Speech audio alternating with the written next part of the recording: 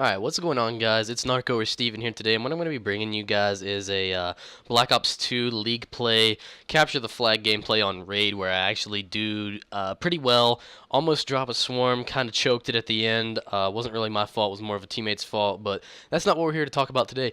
What we're here to talk about today is I'm bringing you guys part 2 of my guide to competitive Call of Duty, or guide to Call of Duty eSports. And what we're going to talk about in this video and this episode is how to choose your teammates and how to deal with the stress that comes along with having those teammates. First off, choosing teammates.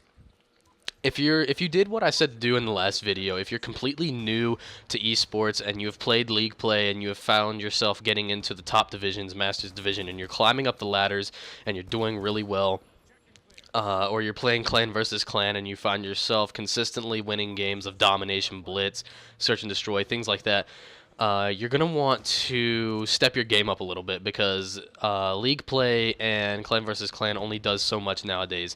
Back in the day, league play used to be really, really good practice for anybody, almost as good as game battles matches. But since league play is a lot less relevant today, and since it really has no point, and there's no real incentive to win, nobody really cares as much as they did before, and therefore they don't try as hard, so you're not getting as good a practice in. The way to get your good practice in and to become a better player and continue developing your skill is to get a team together and to start competing in matches on game battles. Now, when you're trying to find teammates, you could obviously use game battles like their free agent system, but I wouldn't recommend using that. The best way that I would go about finding players to play with is to play with people in matches that you play already, like league play or clan versus clan, and get with somebody that is not too much better than you and not too much worse than you. Get with people who are around your same skill level. And the reason that I say that is because if you were to play with somebody who's significantly better than you, then there would be issues of them having to carry you all the time, or issues of you not carrying your weight. And the same goes for vice versa. If you get somebody that's worse than you, you might start to get frustrated because you have to carry them all the time, or you constantly have to criticize them for how they play, things like that. And that's just something that you don't want on your team. You just want to be around the same level, and you want to grow together from that level and grow as a team. You don't want to have too much skill on one end, too much skill on the other. You want everybody to be good at what they do so that you can grow together as a team and eventually become a real powerhouse of a team that can start winning game battles matches, climb the ladders on game battles, start entering tournaments, start beating, hopefully start beating amateur teams, and start to get your name out there. Now, once you've chosen players that you enjoy playing with and are around your same skill level, you want to start going into. You could do game battles matches if you wanted to, if you felt like you wanted to do that. But a good thing to do might just be to play some clan versus clan matches or some league play matches. Just play together. It's a very chill way to get to know each other. It's not too serious. Nothing's really on the line, and you're still getting some practice in and figuring out how you guys really do work together. But once you guys have done that, and if you have decided that there's no changes that need to be made and that things are going the way that you want them to go, a good thing to do is to sign your team. Make sure that everybody on your team has a Game Battles account, and then create a team on Game Battles, and then go to a 4v4 ladder, and possibly have a team on the 3v3 ladder as well, just in case there's a teammate missing and you guys still want to play, and start playing matches on that ladder. And just grind out the matches as much as you can. You'll start to find out more and more what the problem is with your team. You'll know how to fix it. And I want to let you guys know right now that arguments are inevitable. Even if you found the people that you enjoy playing with the most, when it comes to competitive matches and when it comes to wanting to win the game more than anything, when it comes to matches that actually matter, arguments are going to be inevitable. I don't care if you're Optic Gaming, I don't care if you're a team that's an amateur team like Excellence, and I don't care if you're a team that's just starting up that came from public matches. There's going to be arguments in esports matches no matter what you do, and what separates the good teams from the bad teams and the pro teams from the amateur teams is how they handle that stress. Now, for some teams, like currently FaZe, arguing is actually beneficial in its own way. For all teams, however, a way that I can feel confident saying that argument is beneficial for all teams is an argument that actually goes somewhere and actually gets to a point where you're actually reaching a common goal. And at that point, it's not really an argument anymore. It's more of just you guys figuring out what was wrong, finding out where you guys disagreed, and then finding some common ground. Now, I can give you an example of what I'm talking about. I was in a hardpoint game on Slum's Capture the Flag with my teammate Gravities. If you guys don't know him, he's been in a couple of my videos, and he'll be in more videos as I start to produce more content. We were in a hardpoint game, and the enemy team had complete control of a hardpoint with 30 seconds left.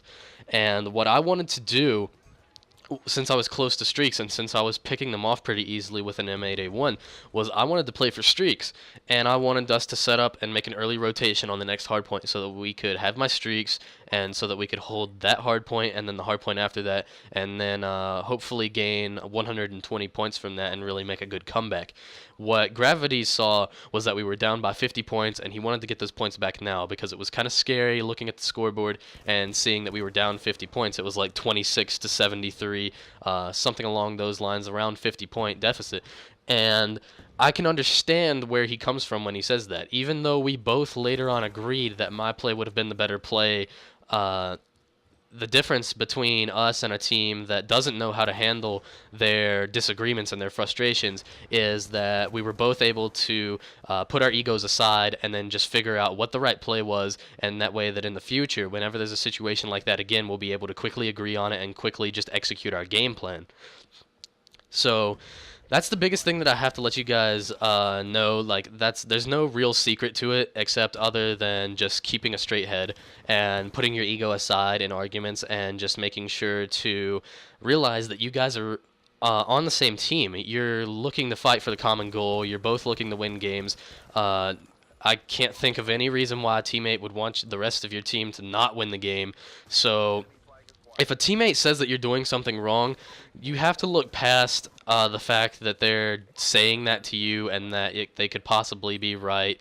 And you just need to understand that they're doing it for a reason. They're doing it to make you a better player, and they're doing it to make your team better.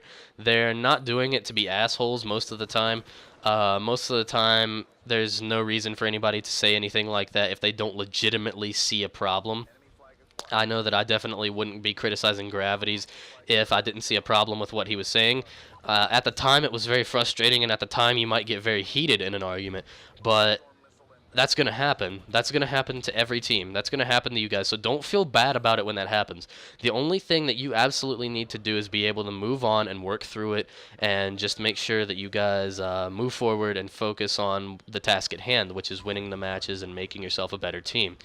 Now, as far as picking teammates and dealing with stress, that's about as much as I can give you guys on that. But for the rest of this video, what I want to talk about is more like the gameplay here and what my future content is going to be like, especially the next part of this guide to Call of Duty eSports. What I've been trying to give you guys is more competitive gameplay. That's why I brought this here today. I think the last video that I had up on the channel was a public match swarm gameplay about my gaming history. And if you guys want to check that out, it'll be at the end of this video in my end slate. But I'm going to really try to give you guys more competitive gameplay. I'm on the 360 right now. That's why you guys are seeing so many Black Ops 2 gameplays.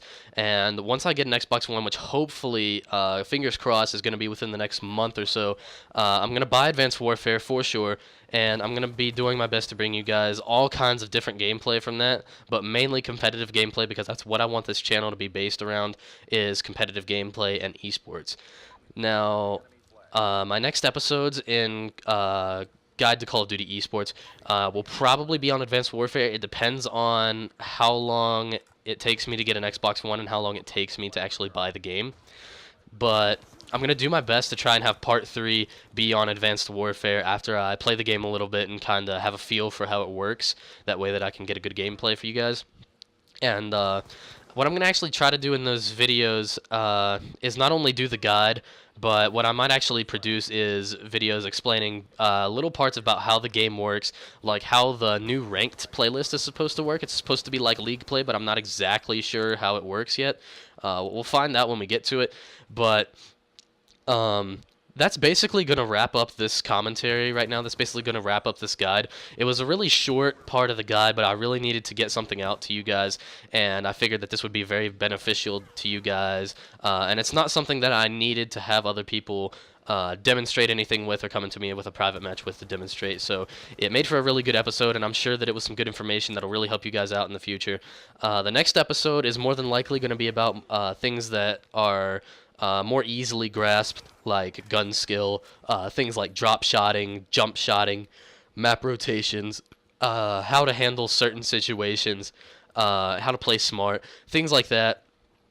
Things that are more directly related to the game that can help you and your team become better players and hopefully win some matches and really get you guys on the map with esports and on the right track. So that's going to do it for the video for me today, guys.